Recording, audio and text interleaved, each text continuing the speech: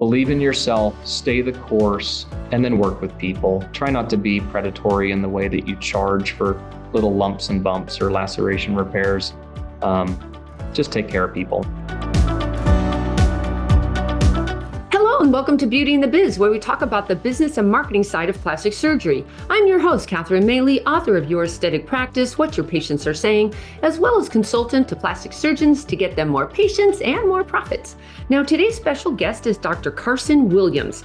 He's a cosmetic and reconstructive facial plastic surgeon in private practice in his native town of Leawood, Kansas.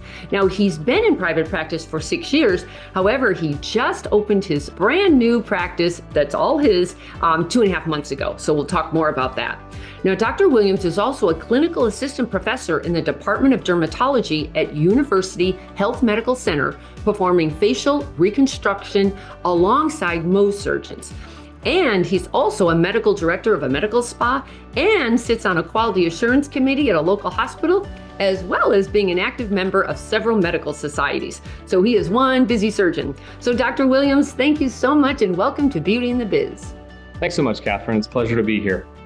Sure. Did you happen to come from a family of facial plastic surgeons, or how did you pick that specialty? Absolutely not. I have no medical background in my family whatsoever. I'm the son of an English teacher and a general contractor carpenter. Definitely learned to work with my hands, but I've been wanting to be a physician since I was about 9 or 10 years old. And my dad was deaf in one ear, and my mom had thyroid cancer at an early age. And so that kind of drove me toward the head and neck world originally. And through my residency, with facial plastic surgery being one of the core tenets, I just really gravitated toward facial plastics. It's such a beautiful craft. I can do recon, I can do cosmetics, and I can switch it up back and forth when I get a little bit bored with one or the other. And it's amazing the scope of practice that is offered me. That's amazing. I always wonder how you end up in facial because when you're a little kid, I've never heard of that at all. And then it turns out, it sounds like it's when you're in the grand rounds or something. Yeah. My grandfather was an oral surgeon. That's about as close as I get. I remember playing with his little surgical instruments when I was a kid after he had long since retired. But other than that, no, it was just a natural gravitation. Of course, I was influenced by the mentors that I had, and I just got to spend so much time with them. My chairman in residency was an internationally acclaimed rhinoplasty surgeon and facial plastic surgeon. And so kind of rode his coattails of interest there, and then transitioned into fellowship eventually and continued to hone in on everything. So let's talk about what happened during fellowship, and then how did that end up in private practice? Yeah, so my fellowship was at Louisiana State University down in Louisiana, and so it's a fellowship that is a nice balance of academics and private, and it was one that's kind of similar to places like Vanderbilt or Thomas Jefferson in Philadelphia. They all have this very strong academic component at the academic medical center, and then usually has a VA hospital component, which allows significant autonomy as a young surgeon. And then they all also have a private kind of volunteer faculty mentor who welcomes you into, in my case, his office, where I spent just an exorbitant amount of time observing, assisting with surgeries, and learning the business and marketing side of facial plastic surgery. That's fantastic. Did you like Louisiana? It's a bit hot. Yeah. I'm from Kansas City originally. We get pretty hot and sweaty in the summer, but it's nothing like down there. My residency was in Buffalo, New York, so a very stark change in climate. I will just tell you, climate-wise, I would prefer Buffalo to Louisiana. I hear you. Yeah. I have never been there. The closest I've been there in May. And Yeah. I thought, if this is only May, wow. The first day we arrived, my rental house that I had, the AC was broken, and we got there about 9 p.m. and it was 96 degrees inside the house. Yikes. Pretty bad. Yikes. I always wonder, how did everybody do this before air conditioning? But that's another story. So what's your balance now between recon and cosmetic? So in the last 2.5 months, my practice has completely reversed from what it was prior to me going out totally solo. It is now in my private office here where I sit about 95% cosmetic, and it is 100% self-pay. There are some lumps and bumps that come in, but we've worked out a reasonable cash pay option for people. And that's how we're doing things here within these walls. You flip that around, and for the first about 5.5 years, it was probably more like 25% cosmetic and 75% reconstructive or functional surgery. All right. So to get into the details of that, when you say self-pay, number one, did you Mhm. say it on your website or do you explain it when people call? And what does self-pay mean to a patient? Yeah, so it's clearly right on the first banner of my website. It says all services at my office are self-pay, and we do not submit anything to insurance. So it's right there alongside my pricing tab. I mean, I firmly believe in transparent pricing, and we can touch on that later if you'd like to. But yes, it's clearly written on there. It's also clearly stated within the self-scheduling system online, and it's one of the first things out of my team members' mouths when they're on the phone with people. We welcome them here, and we just softly tell them that, just as a reminder, everything here is a self-pay thing. We accept all major credit cards, cash, and check. Care credit is available in select circumstances, but I really limit the way that they do that so that I'm just not shouldering too much in the way of processing fees.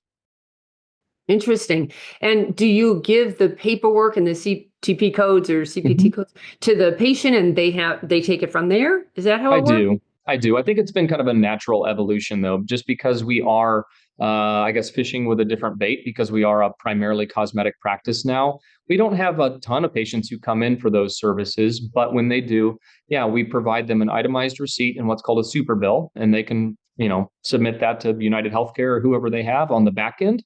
It just takes me out of being in the middle of having to provide any billing services. How scary was that to leave recon? Terrifying.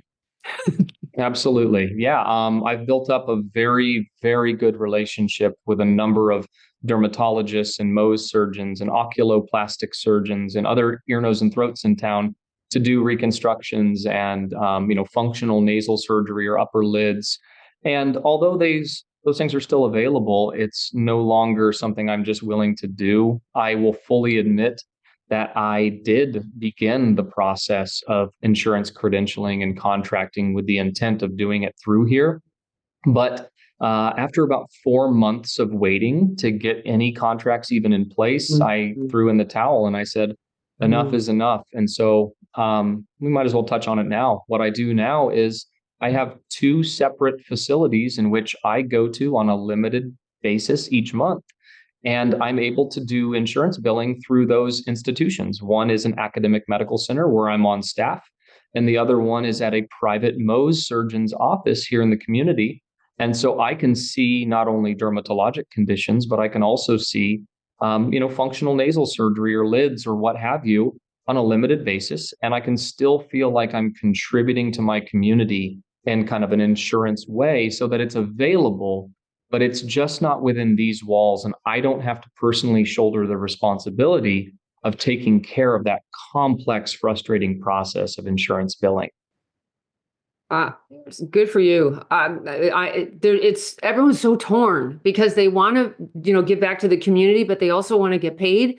Yeah. And gosh, it's so hard to be competitive when you have when you're trying to do both things. It's Yeah. just difficult. Well, I've heard you say so many times when people have the choice of an insurance card or a credit card, it kind of dictates the way in which your practice can go or does go. And although I really feel like I do this for the betterment of everybody and the betterment of my society. Yeah, it's impossible almost to keep the lights on in a place like this when I'm a relatively small fish. When you do offer those services as insurance cases, it's just I would be upside down right now, in all honesty, trying to pay either a third party or my own team to be providing those services. And after 2.5 months, what's your situation right now? Because I hear it's pretty good. Yeah, it's going really well. I've been unbelievably flattered and just the support of this new practice has been phenomenal. I know that there was some initial interest of old clients and friends and stuff that wanted to support me when I first opened my doors. But since then, it's just been this gaining of traction or like a snowball picking up size and speed. And yeah, month after month, we're actually showing a profit already, which is fantastic. And I'm excluding some debt servicing for a small loan, but nonetheless, we're able to pay our overhead no problem, and we're gaining traction. So I'm so thrilled. My OR books are filling up, and just have an excellent thing here and a wonderful team that's supporting me. So let's talk about the location you chose. Why is it Yeah. so special to you? It's about 3 blocks away from my childhood home. This physical building in which I sit was my childhood post office originally. It was built back in, I believe, the 60s. And it's been a number of things since the post office went away. But this area, this location is truly my home. The center in which I'm in, it's not really a strip mall, but there's a number of hometown businesses, like-minded small merchants in this area. And I've been coming to these areas since I was a small child to go to the movies across the street, or the old bowling alley that used to be here, and some really good restaurants. And it's just wonderful. And this area, the demographics in which I live are very supportive of a practice like this. And I let the other businesses in the area dictate my market research. It's where people Nice. that want these services like to go. And there's lots of parking, There's you a know? ton of parking. Yeah. I'm just right outside my front door is about 55 or 60 parking spots, and only about 8 are usually used. So it's Yeah. fantastic. First level, walk right in, and you're right into my office. So I know you didn't get a chance to buy it yet, but what's your situation with that and how did you do the renovation?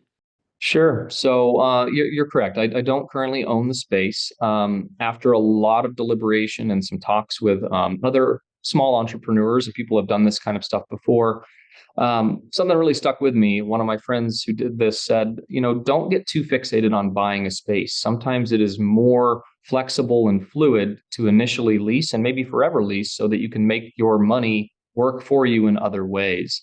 And it just kind of helped me to realize you don't have to get fixated on buying right away. That being said, I certainly intend to buy this place or something else in the near future, as long as I'm continuing to grow. So I do currently lease the space. It's a pretty favorable lease deal. I thought it was very fair, and the location is just unbeatable in my opinion.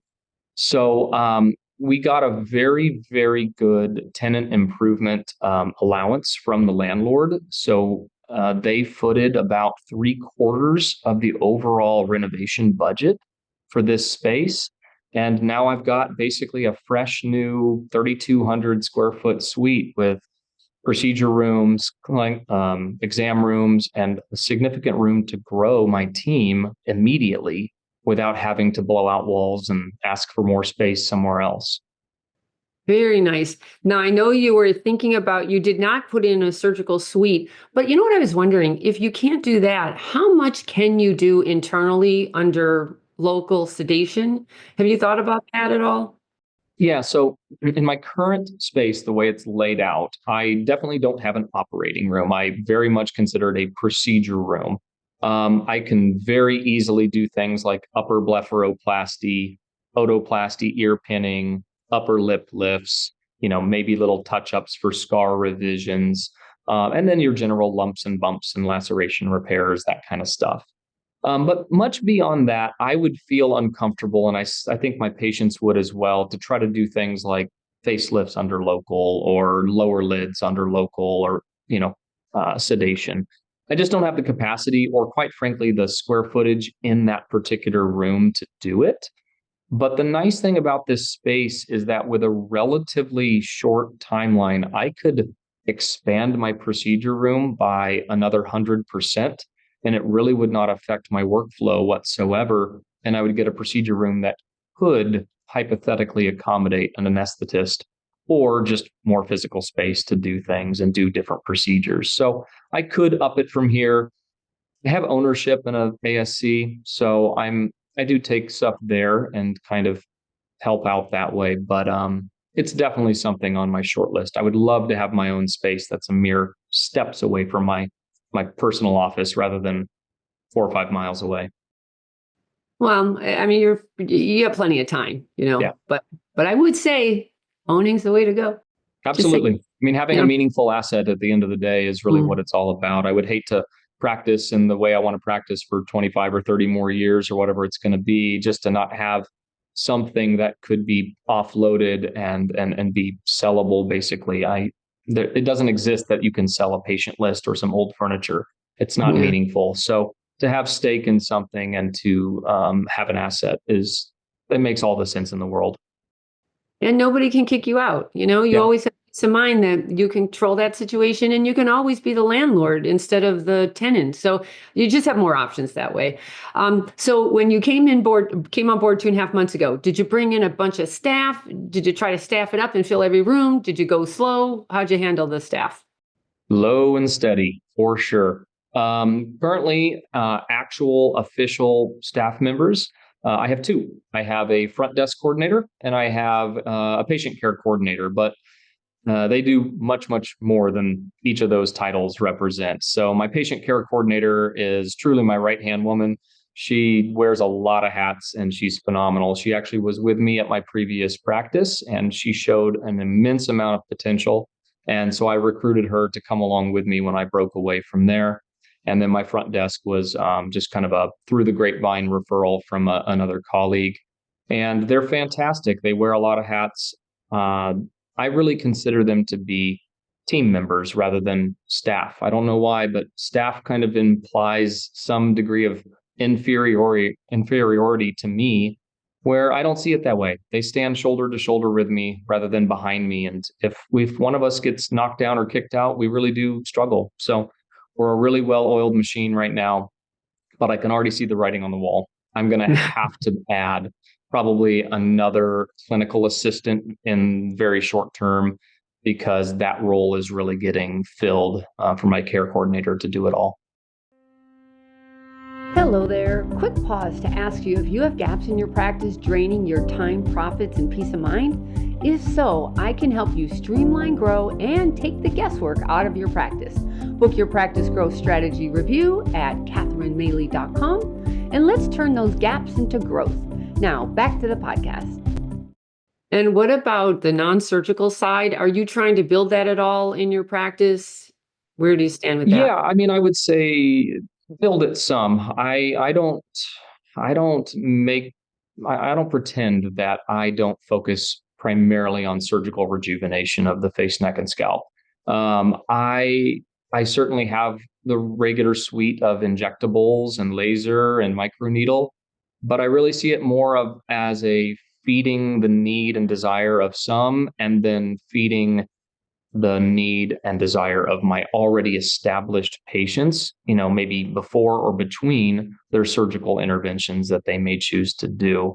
I think it would be unwise to not at least have some offerings, but in due time, I will plan to delegate that to a trusted provider here that I will plan to bring on and train myself to take that over from me eventually. Yeah, that makes sense. Let's back up a little bit. What possessed you to go into private practice? Usually there's a story before that. Sure. Yeah. So I think this is kind of the cautionary tale that I would put out there. So, like many double board certified or at least double or trained, ENT and facial plastics, I made an exhaustive search for some place that I could join that really wanted a dedicated facial plastics provider, and that did not yield anybody that made sense to bring me on in that capacity. So I was recruited by and told by my previous group that they really wanted me to be their facial plastics provider and that they would support me in doing that. And they were a general ENT group. And I knew some of these people before. And so I said, sure, that sounds great. So I signed on with them. And unfortunately, I was naive enough to not really look into the nitty gritty details of the employment agreement as much as I should have. And it ultimately was just kind of a form of a bait and switch. They basically said, yeah, we're going to support you. And then from day one, I didn't even as much as, get a handshake introduction with a single other referring provider. Wasn't taught how to code effectively or, efficiently. I was not supported in any capacity. And the goalposts of partnership kept moving. And then ultimately the stake that drove it through my heart was they sold their primary or their majority stake to a private equity firm that just derailed the whole train. And I was out at that point, or at least I'd made the decision to leave. Yikes. Could Yeah. you have avoided, I guess you could have avoided it by getting a lawyer to read the agreement, perhaps? Well, I had one review it. It was a matter of, I guess I just didn't really know how to advocate for myself enough Yeah. coming out of training because we're just not trained on that stuff. I've always been a pretty trusting person. A handshake agreement means an agreement. And in the real world, that doesn't hold anything. So I was naive enough to think that I would be supported in the way that I would with verbal or kind of verbal guarantees rather than written ones that I could actually hold them accountable for. Well, I will tell you after research or re-interviewing, hundreds of surgeons, a big one is when you join a group that's recon. It's a different mindset. It's a different business goals are different. Mission values are all different. They bring somebody on who's cosmetic, who's going to be cash. Right off the bat, you have ego problems because Mhm. you're looked at as the prima donna kind of thing. And they say they're going to support you until you get on board. And no, they're not because they're just fending for themselves. I think you're set up to fail. I cannot think of one right now that has a really good, strong supportive system when there's that one guy who's doing the cosmetic and the others are doing ENT or oat and or whatever. It's not. I think you're set up to fail. I wouldn't beat yourself up over that. It's Yeah. just a tough balance. It's certainly the experience that I had. And, it was frustrating, but I'm I'm the sole provider for my family. My wife, we thankfully have enough flexibility that she's able to stay at home with our two young kids before they go off to primary school. And I don't have any other means to float this ship other than going out and getting at least a base salary there for a while. And COVID was in there. That was the great disruptor. So it would have been very difficult to try to pull this trigger and open a place like this right out of the gates with no established reputation in the community, no funds to fall back on, no personal family wealth, no nothing. I mean, I have a lot of friends, I have family, but that can only take you so far. I think you really have to establish yourself. So it wasn't all bad. I want to be clear about that. I was afforded some great opportunities, but everything that happened was my own doing. I had to go out there and grind and introduce myself to referring providers and develop an online presence, develop good Google reviews, do all this stuff to really grow that up. And I did it all independent of my old group in the sense of any degree of support, both verbally or financially. So it wasn't all bad, but there was a lot of negatives to it. And finally, I had a straw that broke my camel's back, and I left. But that's growth, Mhm. and it's never failure. It's just feedback. Exactly. That's a great way to look at it. Of course, there were some frustrations, but you know what? Right now, it's completely in my rear view. I don't even think about it. I'm just focused solely on the now and then the future and moving forward. For sure. Another role that you have played is the medical director to a medical spa. Are you Yeah, still doing that? Is that a good scenario? I am. It's been very positive. It's a small medical spa here, just about 1 mile away from my office, so it's very conveniently located. They've got a really rock star crew down there that I personally vet before they ever add a new member. I have no business interest in them other than I, collect a small stipend to oversee and have my liability on the line, but they do things the right way. I don't know how it is maybe where you are, but here most med spas are overseen by either a family practice doctor, an ER doctor, or an obstetrician. And they really wanted to break the mold of that. And they specifically sought out a facial plastic surgeon because most of what they do is on the face. And they inquired with me, and I looked it all over and looked at their trainings, and it was a good deal. And so I've been their director for about, I don't know, 3.5, maybe 4 years. Oh, And no for kidding. right now, it represents a reasonable risk for the known reward. And eventually, they'll either choose to shut it down, or maybe I choose to move away if it just doesn't represent something positive. But for now, it's worth it to me. And I do get referrals from them. That's for me, the key would be, is it a good referral source? Yeah, it is. And I've made good friends with other med spa owners and Mhm. operators, and I may not be their director, but they still send me things that are much more surgical in nature. I'd say probably upper lids are the most common thing that we see coming out of med spas. People trying to go in for Botox for lids, and Yeah. as we know, that tends to just make it worse.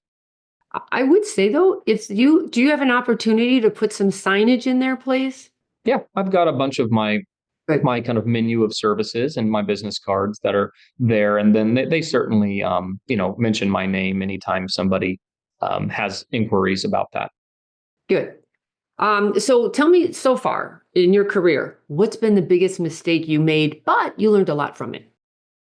Well, I kind of went over my initial, getting out and going into a group that ultimately just didn't pan out, but I learned a lot from that. So I can't say it's necessarily my greatest mistake. I would say it was my delay of probably about 1 year to 18 months of pulling the trigger to leave and come and do this a little bit sooner. I do Mm, see that there was a bit of a missed opportunity in there at one particular time. Interest rates were lower, so I could have gotten a that's a good better point. rate. Mhm, But I think ultimately it was even thinking about taking insurance. It has mhm, been such a stressor of mine for months up until the point where I finally decided enough is enough, that it just wasn't worth it. I spent a lot of time, a lot of energy, and a decent amount enough money pursuing that process that I'll never get it back, and it won't yield anything for me in the future when I could have just put more effort and resources into developing these other opportunities to go to the university or go to this other clinic and work out of there. And represents a good thing for me. So I'd say if you're going to go private in this sort of a thing, don't, I know it's such a big pill to swallow, but just believe in yourself, stay the course, and just do it. And then work with people. Try not to be predatory in the way that you charge for little lumps and bumps or laceration repairs. Um, just take care of people and just do it that way. for sure. And then what's been the biggest challenge of all of this? Um, Navigating being a new small business owner with also being the clinician, the surgeon, the team leader, the everything. My father was an entrepreneur. He started his own business, but I don't have any real experience with it. So I've listened immensely to people like yourself. I've read multiple books. I've talked to so many colleagues and friends who are not only other facial plastics and general plastic surgeons, but other just successful entrepreneurs across all industries. But learning the business aspect of it and all of the regulations that go into this, it's wild. And I learn something new every single day. But that'd probably be it, just learning the business dealings. Thankfully, HR, for me, I've got such a great team right now that they have not given me any angst or stress Right. to be dealing with that stuff. Well, and keep it small if you can, because that's where all the complexity, the more complex you make this, the more variables you add, the more people get involved. Yeah. It just makes it more complicated. And most of you are going to have to learn the business and marketing side anyway. You can do it early on when you're not under the gun, or you can do it as you're making mistakes along the way, or something goes sideways, and then you have to hurry up and get a crash course in all of this, you know? Yeah. I've been really fortunate that my wife, her background is marketing and advertising, Nice. and she's worked for multiple agencies and firms over the years. And like I say, although she's technically a stay-at-home mom, she's been just omnipresent in the background when it comes to working with web development, working with SEO, working with Google ad campaigns, and running the general kind of theme of our social media, our branding. I mean, she's behind it all. And then she's physically in here. She was in here earlier today while the kids were at preschool, and she's helping to work on our grand opening event we're having in about 3 days, and our Mother's Day event that we're going to host in a couple more weeks. And just my brain doesn't naturally think that way. And without her and this general kind of push toward it all, I think we'd be dead in the water. One success tip: marry well, like you did, and then stay married. That's tip two. Yeah. Absolutely. Yep. I- As my old chairman said, one wife, one house. yeah. Let's switch to marketing now. How Sure. competitive is it in Leawood, Kansas? So Leawood specifically is a part of what's called Johnson County, Kansas, which we are one of the more affluent counties in the whole country. So demographically, it's great. So therefore, pretty much every plastic surgeon, facial plastic surgeon, or what have you, has at least some presence in or near Leawood, Kansas. That being said, for a metro of around 2.3, 2.4 million, we have about 3 community facial plastic surgeons, and we have 3 more at our University of Kansas Medical Center, part of the Department of Ear, Nose, and Throat and Facial Plastic Surgery there. So it's not super saturated with facial plastics. There's certainly a handful of other general plastics that do provide some facial work, but there's a lot of people to go around, and I don't find that it's overly saturated to be able to kind of blaze your own trail in this area. And physically, I'm separated from some of those other offices probably by 2 miles at least, and the maximum is probably 6 or 8 miles away. Oh, not bad. Okay, Yeah. enjoy that while it lasts, though, because people are going to find out that you're in a cushy place, and they'll be there shortly. Yeah, Um, absolutely. how do you differentiate yourself now? Because and who's your target market? Because are you the aging face? What are you trying to do? I certainly would say that there's kind of that divide of the rhinoplasty patient and the Mhm. aging face patient, and we're certainly seeing a trend toward a younger aging face patient. I just consulted with a 40, I think she was 46-year-old today for a face and neck lift, and she's a prime candidate. She'd be fantastic for it. So I definitely do both. I think it would be egotistical of me to say that I'm a aging face specialist at a pretty new office and a relatively junior surgeon. That really takes significant time to grow that aspect of a practice. But I just it's been increasing significantly. It's definitely my favorite procedure to do is facial rejuvenation. But I'm doing a rhinoplasty on Friday and facelift on Thursday, and so I mean I've kind of got a good mix going on here. So Somebody has to come up with a killer name for the um the young person's facelift, because there's the aging face, and then there's this group that already they're concerned at 40, 45. I think, dear Lord, wait till you get older, but yeah, if you could, like, that's the group that wants a mini. yeah, They just want a mini. So marketing wise, I would give them that, because they don't think they need a facelift. They just need a little something, something. right. I would come up with some signature procedure that caters Well, a to patient of mine the other day called it her emotional support facelift. that. So maybe something like that. Yeah. All right, go for that. Yeah. There And you then go. how's your wife marketing you? What channels are you using? So most of all the conventional stuff, we certainly do some Google paid ad search and SEO and Facebook and Instagram, TikTok. We have a small YouTube channel. We're working on that. Good. But one of the channels that we've really chosen to pursue that I do think differentiates me a little bit, and I kind of glossed over that question. We can circle back around if you want to. Sure. I think one thing that kind of separates us is that we are pursuing hosting a lot of events in or near our facility, and not ones where we say, come in and buy a reduced price Botox or buy some of our skincare or talk to Dr. Williams about a consultation. It's allowing someone to come in and use our space. So for example, we're hosting a Mother's Day event that we put out there, and I think there's going to be literally dozens, if not hundreds of people here for that based on the feedback I'm getting. I hosted the Kansas City Physician Moms group a few weeks ago, and it's a group on Facebook. They are just supportive of one another, and most of them are either doctors or nurse practitioners. I said, hey, come over to my place. We'll get some charcuterie and wine. Make your own flower bouquets. My wife said, why don't we do a charm bar? And then I just let them use the space. And of course, if they want to do something, that's up to them, but there's no pressure to do it. Just being a place in the community where people can congregate, and then they see your brand, they see your space, they talk to you. Hopefully that's enough for them to think about you in the future. So all those calls that everybody gets saying, can you donate? I have said this for decades. Yes, I can donate my space.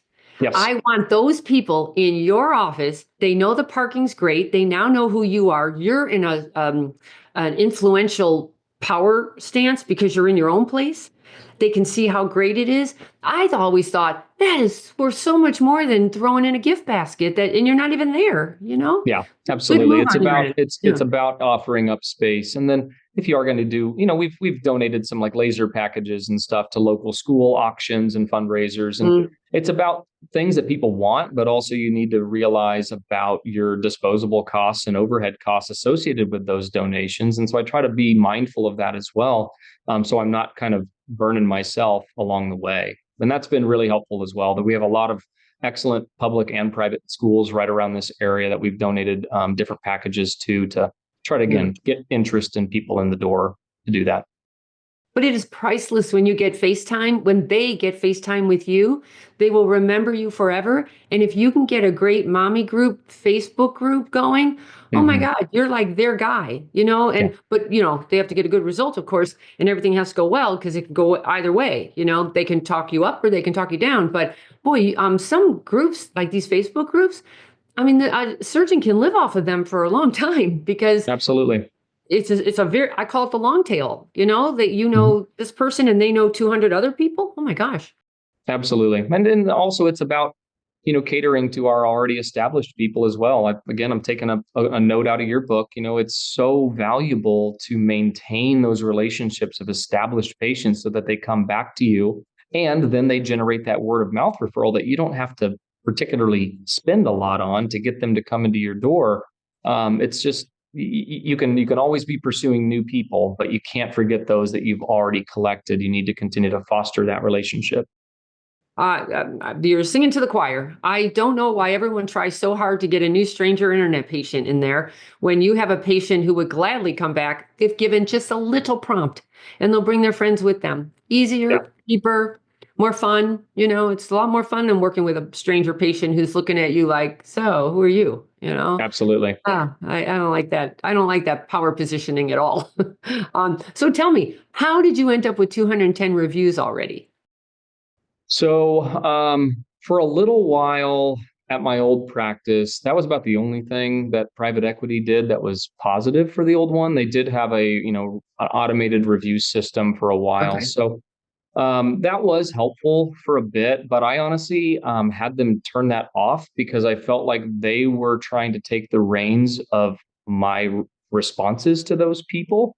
And Mm. so that was there for a while, but everything else has been just generated by me asking or having my staff ask. And so it's hard to do that. And I'm number one like offender of forgetting to ask people, hey, would you be willing to offer up a positive word about your experience if you feel so inclined? But we just can't be afraid to ask. I try to kind of incentivize my team to ask people as well, and then I reward them if certain metrics are met. Yep. And then what about photo consent? Any tips there? Yeah, put it right in front of them, right in the very get go. And so at my old place, it was something that if we remembered to do it well after the fact, we would try to ask and remember to do it. And I found that if you just simply offer it much earlier in the process, Mm. the percentages have completely flipped. I used to probably have, 20% say yes and 80% say no. And it's at least opposite, if not better than that now. So I have consent to use most of my patients' images or media. Because you now asked at the beginning rather than at the end. I make sure that they're comfortable with it. I make sure that they know that they can rescind that at any time Hmm. whatsoever. Hmm. But I try to document both with photos and short videos, everything from consultation to final postoperative result if I can, and give those people the opportunity to let me show, because that's many times how they found me and they feel kind of altruistic to be able to give back. I just gave a talk on this. Half of the problem is the timing. Sometimes it's very helpful when the surgeon asks. You just get a better answer when you ask versus your staff. So if you could get comfortable with it, it would help you a lot. Grow your SEO for sure, because reviews and Google go hand in hand. Like the Mhm. more reviews you get, the more rankings you're going to get as well. But I always say, go ahead and ask them right at the get-go, like right from the beginning. Would you be open to this? And now you've just opened up the conversation. You can say yes or no, no problem. You can fill it out or not, no problem. But you put it out there. Then when you're doing your pre-op and you're going through the photos again, now your staff could say, by the way, the doctor's really going to love getting using your photos to show other prospective patients? Would you be open to that? And it's just very casual, and it's just asking again, but this time a little more directly. And then I would have an iPad handy. If they say, you know what, now I am ready. I wasn't before. I didn't know you people, but now I feel Yeah. better, and now I am ready. Then now get them to sign, and then if they don't, you still have an opportunity after surgery, and they love you and they love the result. But I wouldn't wait 6 months. I would wait until they're ecstatic about their result. And that would typically be a month at the most, because I need them super excited to want to show photos and want to give you a review. Yeah, So, absolutely. And that happens too. I always want patients to know it's not just a yes or a no answer. It's a, mm, yes, you have my consent, but maybe just use it for in-office show before and after in a mhm. consultation or something like that. That happened just the other day. A gentleman said, "No, I don't consent to any of it." But after we talked a little bit, I told him how I think it would really help other people make a decision, because his was a rhinoplasty with a chin implant, which Oh, you good. see it plenty often, but not as often. And he said, "You know what? Why don't you go ahead and use that for in-office use only?" Because he has a couple of facial features that are very unique. We'll just put it that way. And so I said, "That's absolutely fine. I'll use it more for in-office or totally just educational purposes only, rather than putting it on, a social media platform or the internet in any way." I always say, don't leave empty handed, get anything you can, cut to comfort, just keep trimming that thing, cropping until they're comfortable. Hmm. Because boy, if you, and especially my whole thing is you want to develop your own little toolkit. Anybody who has a situation that has already gone through the journey, oh my God, that's golden when you can say, by the way, this other, just like you, it was a man, he needed a chin, and this is the result he got. I think that's just golden, you Yeah, it's know? fantastic. Yeah. So now for the fun stuff. Yeah. Do you have any crazy patient or staff story you care to share? Yeah, I have a short one of each if you have time for it. So Of course. the crazy staff story actually just occurred a couple of weeks ago. So my team is extremely committed to helping to grow this practice and grow this brand. And God bless them, they were doing we'll just call it a work related TikTok, and one of them took a tumble, fell on the other one's face, gave her a black eye, and then broke her arm in the process Oh my of God. doing this. So They were trying to dance? they were doing some balancing act of some sort, but thankfully they were doing it responsibly off the clock. But nonetheless, yeah, we're dealing with a little bit of a temporary sling situation on one and some extra makeup to cover a little mild black eye on the other. It's still Okay, resolving. I haven't heard that one before. Okay. So that was funny. And then I think that I really was racking my brain about crazy patient stories that are appropriate to share. And this one came to mind. This is about probably about a year or two ago. I did a face, neck, and brow lift on this really sweet lady. She was so excited. Got a wonderful, wonderful result. She's happy as can be. Her husband was a retired physician, and literally on post-operative day 2 after a major surgery, he posted a scathing Google review making outlandish claims that I had maimed his wife, caused her horrendous keloids, which we all know don't form in 2 days' time, and otherwise did not respect my own Hippocratic oath to the medical field by working on his wife. Um, that was interesting. Thankfully, I think he had a change of heart, and he did remove that after a while on his own accord. But I was I'm pretty sure his absolutely wife, astounded. yeah, I'm Yeah. sure his wife took care of that she must have been mortified. Yeah. And it's really shocking because there was such a change or such a difference. She was so happy and so interested and motivated. And I never got that sense from him, but that's what happened. And so that was kind of the craziest one that I had. It was really a spousal surprise, but nonetheless, that was a little scary for a while. Right? Well, you're dealing with human beings and emotions, and you Mhm. just never know what's going to happen. But I'm sure she took care of that. That's insane. Yeah, Yeah. Oh kind boy. of wild. Right. And then tell us something we don't know about you. And I will just say, everyone needs to check out your Instagram. Okay. You people for Halloween totally win hands down of the cutest Halloween costumes I've ever seen. Thank you. It's my wife's favorite holiday. We make a lot of plans around that, and we definitely try to go pretty good with our costumes on that stuff. So yeah, I do. I recommend looking into it. Yeah. Tell a couple of them. So the first one we did with my daughter was she was an Oompa Loompa from Willy Wonka's chocolate factory, and my wife, being the creative one, instead of going as the blueberry or something, went as the golden ticket.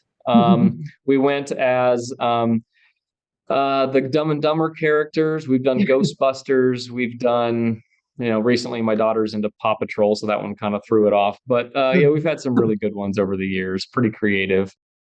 Oh my Something that you don't know about me. So I don't post about it, and I talk about it with friends and family. But if I was not in surgical field, and if I was not a facial plastic surgeon, I would 100% be doing something in automotive design or engineering or some sort of automotive testing. I have always had this relatively unhealthy obsession with anything that has a motor in it. And ever since my dad would take me to the car dealership and quote unquote kick tires, I've just been fascinated by vehicles and how they work and how they sound and how they feel. And I don't know, it's something I've always loved and I always will. So I think had I not done medicine, I'd probably be doing something in the automotive realm. Nice. Did Yeah. you design your own car? I have modified some. I've never designed my own. I'm not creative enough to do the artistic design of a car, but yeah, I've had some fun doing that kind of stuff over the years. Oh, that's fantastic. So Yeah. everybody, we're going to wrap it up now. The website for Dr. Williams is CW for Carson Williams, CWFPS.com. And then your Instagram is KC underscore facial plastic surgery. Yeah. That's correct. Yeah, Okay. absolutely. So please reach out if you want to get a hold of Dr. Williams, ask him anything about how he grew his practice, how he jumped to private. Not an easy decision to make. And everyone, that's going to wrap it up for us today. If you would please subscribe and give me a review at Beauty and the Biz, I would certainly appreciate that to grow the audience. And then if you've got any questions, feedback for me, you can leave them on my website at catherinemaley.com. Or you can certainly DM me on Instagram at Catherine Maley MBA.